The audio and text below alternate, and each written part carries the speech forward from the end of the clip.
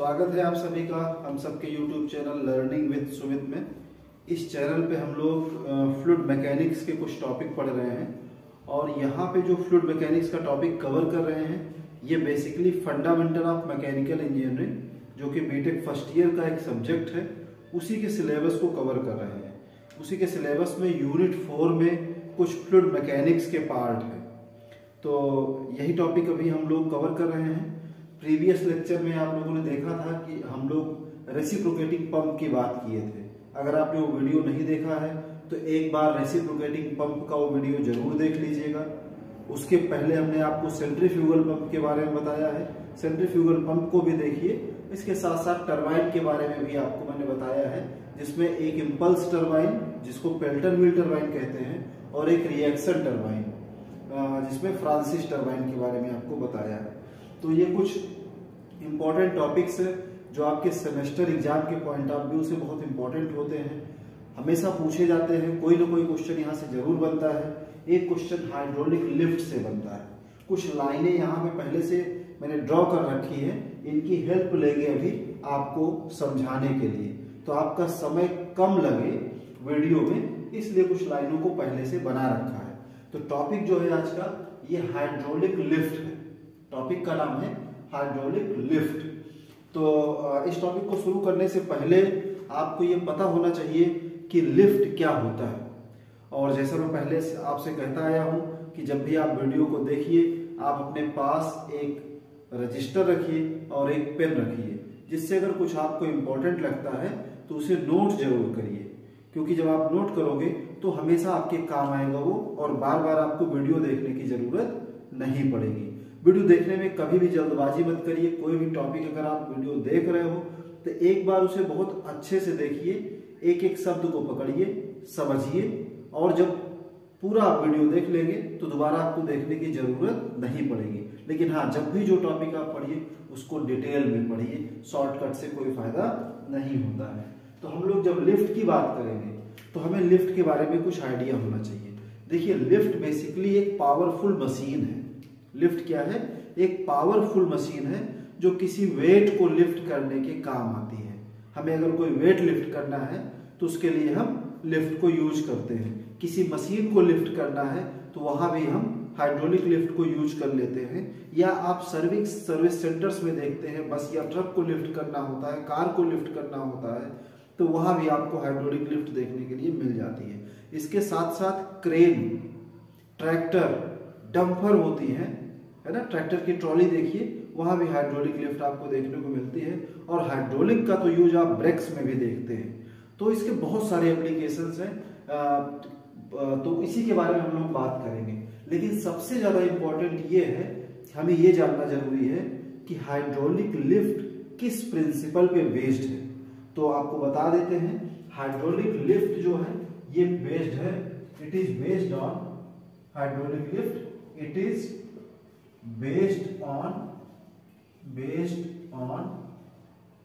Pascal's law, it is based on Pascal's law. यहां पे word Pascal's लिखा गया है, इस बात का ध्यान रखिएगा। हो सकता है लाइट की वजह से आपको ना दिखे, आप अपने रजिस्टर में नोट करिएगा, ये पास्कल्स लिखा हुआ है। तो हाइड्रोलिक लिफ्ट पास्कल्स लॉ पे बेस्ड है। अब पास्कल्स लॉ क्या है? वैसे तो पास्कल्स लॉ पे मैं वीडियो बना चुका हूं, आप चाहोगे तो प्लेलिस्ट में जाके पास्कल्स लॉ देख सकते हो।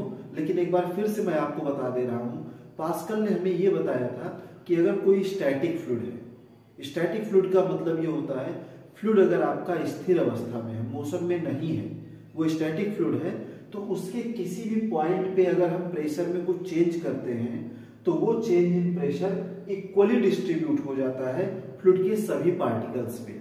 एक बात तो इन्होंने ये बताई। दूसरा ये बताया था कि फ्लूइड अगर स्टैटिक है तो सेम हाइट पे फ्लूइड का प्रेशर सेम होता है। और तीसरी बात इन्होंने बताया था कि intensity of pressure is same in all direction. अगर कोई आपका इनकम्प्रेसिबल फ्लूइड है, इनकम्प्रेसिबल मतलब आइडियल फ्लूइड जिसकी डेंसिटी चेंज नहीं होती है, उसको हम इनकम्प्रेसिबल फ्लूइड कहते हैं। अगर डेंसिटी कांस्टेंट है फ्लूइड की तो उसको इनकम्प्रेसिबल फ्लूइड कहेंगे। तो इनकम्प्रेसिबल फ्लूइड के केस में क्या होता है, इंटेंसिटी ऑफ प्रेशर जो होती है वो सेम होती है इन ऑल डायरेक्शन। ये तीन बातें पास्कल ने बताई हैं। तो उन्हीं में से एक पॉइंट पे बेस्ड है आपका हाइड्रोलिक लिफ्ट। तो हाइड्रोलिक लिफ्ट के लिए यहाँ पे एक डायग्राम बना रखा है। पहले हम इस डायग्राम से पास्कल्स लॉ को समझेंगे, फिर इसका एक एप्लीकेशन यहाँ पे डायरेक्ट एक्टिंग हाइड्रोलिक लिफ्ट में आपको समझाएंगे। तो वीडियो को ध्यान से देखिए, कोई जल्दबाजी नहीं है, इसको आप समझिए। देखिए यहाँ पे हमने एक पिस्टन बना रखा है। ये क्या है? ये एक स्मॉल पिस्टन है।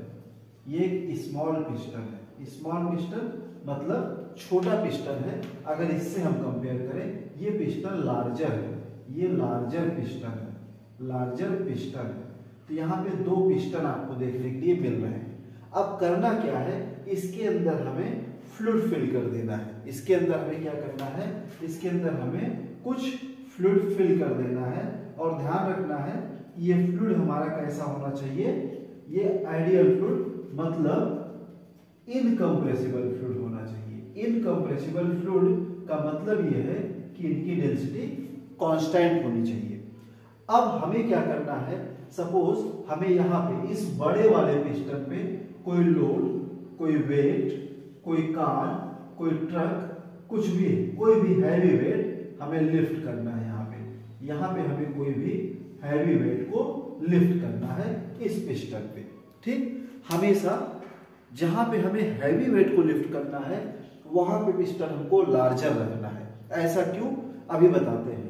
यहाँ पे हमें ये जो पिस्टन है हमारा, ये जो अरेंजमेंट है हमारा, ये फोर्स मल्टीप्लायर का, लिफ्ट जो है वो फोर्स मल्टीप्लायर का काम करती है। कैसे करती है समझिए। देखिए हम करते क्या है, यहाँ पे हम एक फोर्स लगाते हैं। यहाँ पे हमने एक फोर्स लगा दिया। सपोज इस फोर्स का मैग्नीट्यूड क्या है, F1 है। यहाँ पे जब हम फोर्स का मैग्नीट्यूड F1 लगाएंगे तो ये इस स्मॉलर पिस्टन को नीचे की तरफ प्रेस करेगा। तो जब ये नीचे की तरफ प्रेस करेगा तो यहाँ पे अपवर्ड डायरेक्शन में फोर्स लगेगा।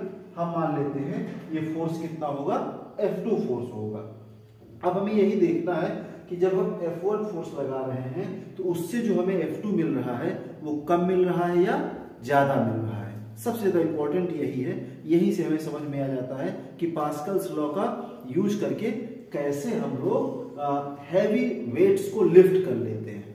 तो देखिए आप जानते हो पास्कल ने ये बताया है कि intensity of pressure is same in all direction. Intensity of pressure is same. Pascal's law में बताया है कि intensity of pressure is same in all direction, in all direction, सभी डायरेक्शन में। एक बात तो ये बताया, दूसरा हमें ये बताया है कि इंटेंसिटी ऑफ प्रेशर अगर हम चेंज करते हैं कहीं भी तो वो इक्वली ट्रांसमिट होता है। चेंज इन प्रेशर जो होता है वो क्या होता है, वो इक्वली ट्रांसमिट हो जाता है। मतलब आप कह सकते हो कि pressure exerted on a fluid is transmitted equally in all direction. Pressure exerted on a fluid, suppose ये फ्लूइड है, यहाँ पे अगर प्रेशर आपका P है, यहाँ पे प्रेशर P है या P1 है यहाँ पे, तो ये प्रेशर इक्वली यहाँ भी सभी पार्टिकल पे ट्रांसमिट हो जाएगा। मतलब यहाँ पे जितना प्रेशर होगा उतना ही प्रेशर यहाँ पे होगा। अब इसी को हम लोग यूज कर लेते हैं। देखिए तो अगर ये प्रेशर दोनों सेम होंगे, it means P1 equal to P2, P1 equal to P2 as per Pascal's law. अब P1 कितना होगा, अगर हम इस स्मॉलर पिस्टन का एरिया मान लेते हैं A1 है, स्मॉलर पिस्टन का एरिया मान लिया A1 है और लार्जर पिस्टन का एरिया मान लिया A2 है। हमारी बात को ध्यान से समझिएगा। ठीक, तो P1 आपका हो जाएगा F1 अपॉन A1। आप जानते हो प्रेशर इक्वल टू होता है फोर्स अपॉन एरिया। तो ये हो जाएगा आपका P2 हो जाएगा F2 अपॉन A2। P2 आ गया F2 अपॉन A2 और ये दोनों इक्वल हो गए एज पर पास्कल्स लॉ, क्योंकि यहाँ पे बता रहा है कि intensity of pressure is transmitted equally. कहीं पे नोट कर लीजिएगा। अब अगर यहाँ से हम F2 फाइंड करना चाहें जो वेट को लिफ्ट करने का काम कर रहा है, यहाँ पे वेट को लिफ्ट कर रहा है, ये वेट आपका कार भी हो सकती है, ट्रक हो सकता है, कुछ भी हो सकता है, कोई भी हैवी वेट हो सकता है। तो यहाँ से अगर हम F2 निकालना चाहेंगे तो ये F2 इक्वल टू आ जाएगा, देखिए F2 इक्वल टू आ जाएगा F1 upon A1 into A2। तो ये आ जाएगा F1 upon A1 into A2। तो F2 आ गया F1 upon A1 into A2। अब ध्यान दीजिए यहाँ पे A1 और A2 का रिलेशन देखिए ये आपका पिस्टन स्मॉलर है, इसका जो एरिया है क्रॉस सेक्शनल एरिया A1 और इसका जो एरिया है A2, इनको अगर कंपेयर करोगे तो जो A1 है A1 is much lesser than A2, मतलब A2 is much greater than A1, है ना। तो ये A2 A1 से बड़ा है। अगर A2 A1 से बड़ा है और A2 यहाँ पे F1 को मल्टीप्लाई कर रहा है जबकि A1 डिवाइड कर रहा है, तो डिवाइड करने वाला एरिया वो छोटा है, मल्टीप्लाई करने वाला एरिया बड़ा है। इसका मतलब क्या हो गया कि F2 जो होगा वो F1 से बहुत बड़ा होगा। मतलब therefore हम कह सकते हैं कि सिंस A1 इज, हम कह सकते हैं since A2 is much greater than A1, therefore we can write it as F2 is much greater than F1। मतलब हमें जो यहाँ पे लिफ्टिंग फोर्स मिल रहा है वो अप्लाइड फोर्स से, F1 क्या है अप्लाइड फोर्स है और F2 क्या है लिफ्टिंग फोर्स है जो उठाने का काम कर रहा है, ये काफी ज्यादा है ना। तो F2 is much greater than F1, ये पास्कल्स लॉ से हम लोग पता कर लेते हैं। अब इसका यूज और कैसे करते हैं, ये तो यहाँ पे लिफ्ट करने के काम आ गया। ये आपने कई जगह हाइड्रोलिक जैक में देखा होगा जहाँ पे गाड़ियों की सर्विस सेंटर होता है, वहां पे देखते हो गाड़ियों को उठाते हैं, उसकी धुलाई करते हैं, सर्विस करते हैं। जो उसका व्हीकल का नीचे वाला हिस्सा होता है वो ऐसे तो हम उसे नहीं देख पाते हैं, लेकिन जब उसको लिफ्ट कर देते हैं जैक पे तो आसानी से उस पर हम वर्कआउट कर लेते हैं, है ना। तो इस तरह काम करने के लिए आप कई जगह देख चुके होंगे। ऐसे ही हम हाइड्रोलिक फोर्स का यूज कर लेते हैं, क्रेन में यूज करते हैं। क्रेन के पास पतले पतले वायर से हम फ्लूइड की सप्लाई कराते हैं इस एरिया से और हैवी वर्क उससे ले लेते हैं। आपने ट्रक को देखा होगा, बड़ी बड़ी ट्रक की ट्रॉली होती है, उसमें बहुत सारा सामान रहता है और उसको एक जैक से उठा देते हैं, एक रॉड ऐसे निकलती है और उसको पूरा लिफ्ट कर देती है। तो वहां भी आपका ये पास्कल्स लॉ वर्क करता है। अब आइए जरा इसका एप्लीकेशन देखते हैं डायरेक्ट एक्टिंग हाइड्रोलिक लिफ्ट में। यहाँ एक फिगर बना रखा है, आपके एग्जाम में पूछा भी जाता है, इसको बोलते हैं डायरेक्ट एक्टिंग हाइड्रोलिक लिफ्ट। इसको भी जरूर समझिए इसके माध्यम से। तो इस लिफ्ट का अगर हम नाम देना चाहें तो इस लिफ्ट को हम कह सकते हैं डायरेक्ट एक्टिंग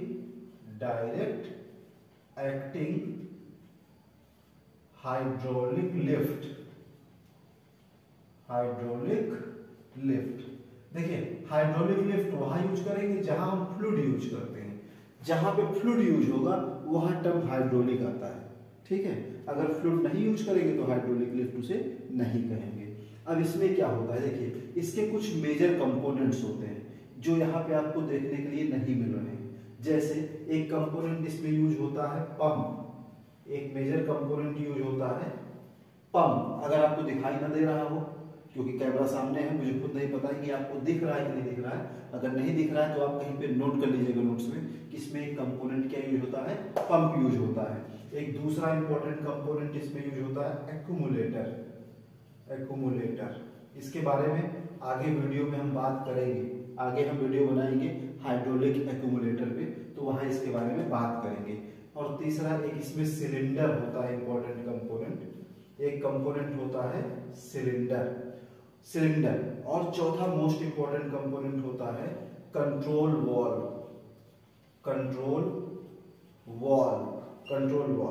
ये 4 मेजर कंपोनेंट्स होते हैं जो इस डायरेक्ट एक्टिंग हाइड्रोलिक लिफ्ट को कंट्रोल करते हैं। अब जरा समझिए इसकी वर्किंग कैसे होती है। देखिए बेटा, इसमें क्या है, ये केज है।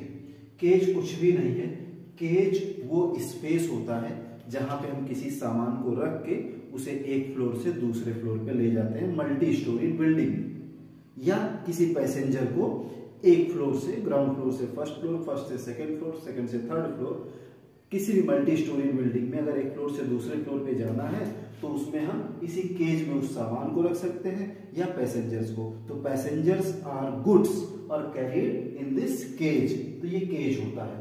ये इसमें केज के साथ जो लगा हुआ है इसको बोलते हैं स्लाइडिंग रैम।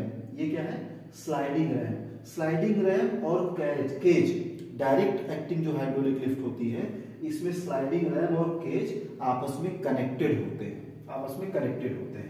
अब यहाँ पे जो नीचे वाला पोर्शन ये दिख रहा है आपको, इसको बोलते हैं फिक्स्ड सिलेंडर। ये सिलेंडर फिक्स्ड होता है, रैम मूवेबल होता है, रैम स्लाइड करता है, केज भी मूव करेगा रैम के साथ, लेकिन सिलेंडर फिक्स होता है। अब इस सिलेंडर के अंदर लिक्विड भेजा जाता है अंडर प्रेशर। तो लिक्विड को अंडर प्रेशर कैसे भेजा जाता है, उसके लिए पंप यूज किया जाता है। पंप से लिक्विड को हाई प्रेशर प्रोवाइड करते हैं और हाई प्रेशर लिक्विड को इस पंप से भेजते हैं। और एक्यूमुलेटर जो होता है, एक्यूमुलेटर एक तरह का फ्लूइड का स्टोरेज होता है। ये जो फ्लूइड इसके अंदर जाता है यहाँ पे, ये एक्यूमुलेटर से जाता है। एक्यूमुलेटर में फ्लूइड को अंडर प्रेशर रखते हैं और वहीं से इसके अंदर सप्लाई करते हैं। इसके बाद ये सिलेंडर है, सिलेंडर के अंदर फ्लूइड को भेजते हैं। कंट्रोल वाल्व जो होता है ये बहुत इंपॉर्टेंट होता है, ये डिसाइड करता है कि कितना फ्लूइड इसके अंदर भेजना है ना, क्योंकि हमें अगर फर्स्ट फ्लोर तक भेजना है यदि फ्लूइड की क्वांटिटी कम भेजनी है, अगर हमें सेकंड फ्लोर तक भेजना है तो फ्लूइड की क्वांटिटी को और बढ़ाना है, थर्ड फ्लोर पे भेजना है तो और ज्यादा फ्लूइड भेजना है। इसके साथ साथ जब इस केज को हमें ऊपर से नीचे की तरफ लेके आना है तो फिर क्या करना है, इसमें जो आपका फ्लूइड है इस फ्लूइड को हम दूसरे वाल्व से, एक और वाल्व होगा, इस वाल्व से इस फ्लूइड को हम आउट कर लेंगे, इस फ्लूइड को हम आउट करेंगे। यहाँ से इन कर रहे हैं, इसको आउट करेंगे। तो इस वाल्व को कब ओपन क्लोज होना है, ये भी कंट्रोल वाल्व है। तो यहाँ से आउट करके फिर से हम एक्यूमुलेटर में फ्लूइड को कलेक्ट कर लेते हैं। तो कंट्रोल वाल्व फ्लूइड की क्वांटिटी को कंट्रोल करता है। इस तरह से आपका ये direct acting hydraulic lift work करता है। तो उम्मीद करता हूं कि लिफ्ट का कॉन्सेप्ट जो कि पास्कल्स लॉ पे बेस्ड है, ये और डायरेक्ट एक्टिंग हाइड्रोलिक लिफ्ट, ये दोनों चीजें आपके समझ में आई होंगी, आपके सिलेबस में है। इसको कॉपी में नोट कर लीजिएगा, कुछ की पॉइंट्स बना लीजिएगा। आंसर आप अपने अकॉर्डिंग कर सकते हो। अगर आपके एग्जाम में पूछा जाता है कि डिफाइन लिफ्ट या define Pascal's law, also explain direct acting hydraulic lift या आल्सो एक्सप्लेन हाइड्रोलिक लिफ्ट, तो आप ये पास्कल्स लॉ का ये कॉन्सेप्ट आप उसमें यूज कर सकते हो, जिसमें हमें ये बताता है कि pressure resulted on fluid is transmitted equally in all direction, है ना। ये बात बता के फिर ये डायग्राम बना के यहाँ पे कैसे ये फोर्स जो है, अप्लाइड फोर्स हमारा कैसे कई गुना बढ़ जाता है, फोर्स मल्टीप्लायर कैसे हो जाता है जब हम एरिया को यहाँ पे बढ़ा देते हैं। तो इस तरह से चीजों को दिखा के आप इसको अपने एग्जाम में भी प्रेजेंट कर सकते हो। उम्मीद करता हूँ ये आपके समझ में आया होगा। Thank you.